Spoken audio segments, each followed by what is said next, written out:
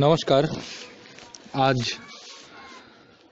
একটি অঙ্গীকারের ওয়ালে পোস্ট করেছিলেন আমাদেরই একজন অঙ্গীকারের সদস্য সন্তু বিশ্বাস, তার লেখা একটা কবিতা। তা সেই কবিতাটি আমি আমার মতো করে আবৃত্তি করার চেষ্টা করছি, ভুল ত্রুটি হলে মার্জনা করবেন। অঙ্গীকার। হঠাৎ চতুর্দিকে আতঙ্ক ছড়িয়ে গেল, সারা বিশ্বকে ধীরে ধীরে গ্রাস করছে এক ভয়ঙ্কর মহামারী রোগ। স্তব্ধ হয়ে গেল ধারিত্রী মাতা, বিচ্ছিন্ন হয়ে গেল সমাজ, ধ্বংসে পরিণত হলো মানুষের মানবিকতা। কত মানুষের জীবন প্রদীপ শেষ হয়ে গেছে, তার কোনো হিসেব নেই। চারিদিকে পরিণত হলো মারণ অন্ধকারে, শুরু হলো ঘৃণা প্রত্যেকের অন্তরে। এমন সময় হাহাকার লেগে যায় এক ফোঁটা রক্তের জন্য। পুষ্পের ন্যায় ছোট্ট শিশুর পিতামাতা ছুটে বেড়ায় দুয়ারে দুয়ারে, নিরাশা হয়ে ফিরে আসে, কেউ আসে না ঘরের বাহিরে।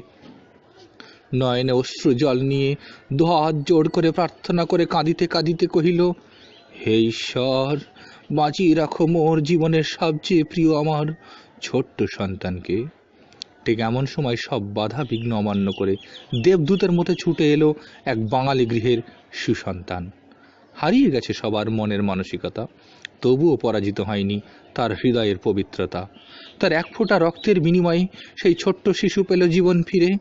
অসহায় শিশুর কান্না যেন তাকে বাঁধতে পারেনি গৃহের অন্তরে।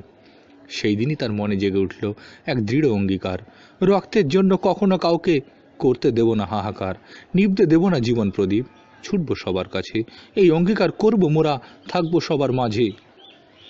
তুফান বেগে ছড়িয়ে পড়ল তার এই প্রতিশ্রুতি, নিঃস্বার্থভাবে এগিয়ে এলো সবাই তার ভালোবাসার প্রতি। দিবারাত্রি ঝড় বৃষ্টি তুচ্ছ করে এগিয়ে চলেছে সুদূর প্রান্তরে। তারা যে সবার জীবনে আলো আনতে চায় এক ফোঁটা রক্ত দিয়ে তাদের শরীরে। তারা শিশুর মুখে হাসি ফোটাতে চায় আপন জীবন পরোয়া না করে। তারা তো অঙ্গীকারবদ্ধ, দুর্গম গিরি গভীর রাত তাদের কি স্তব্ধ করতে পারে?